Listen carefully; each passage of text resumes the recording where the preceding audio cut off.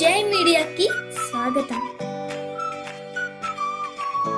ఈ వారం రాశి ఫలాలు సెప్టెంబర్ 29, 2024 నుండి అక్టోబర్ 5, 2024 వరకు.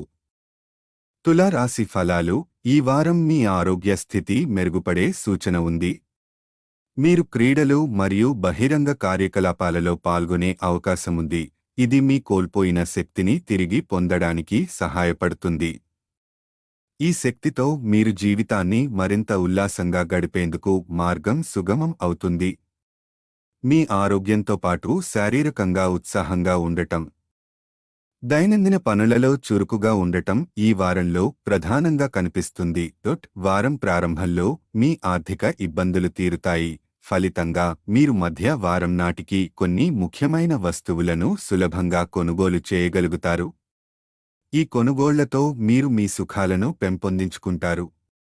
మీ ఆర్థిక పరిస్థితి ఈ వారం స్థిరంగా మరియు కాస్త మెరుగైన విధంగా ఉండబోతుంది.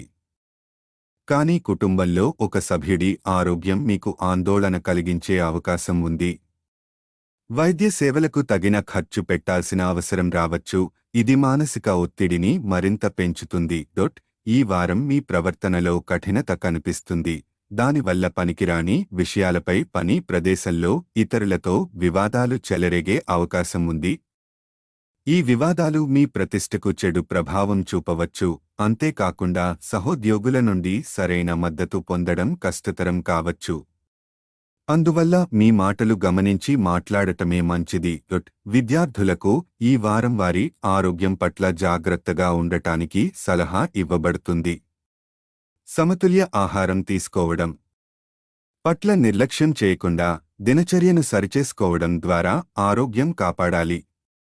లేకుంటే ఆరోగ్య సమస్యలు మీ విద్యా కార్యక్రమాల మీద ప్రతికూల ప్రభావం చూపవచ్చు. ముఖ్యంగా రాబోయే పరీక్షలలో మీరు తగిన ఫలితాలు సాధించడానికి ఇబ్బంది పడే అవకాశం ఉంది. వివాహితులైన వారు ఈ వారం కొన్ని సవాళ్లను ఎదుర్కొంటారు.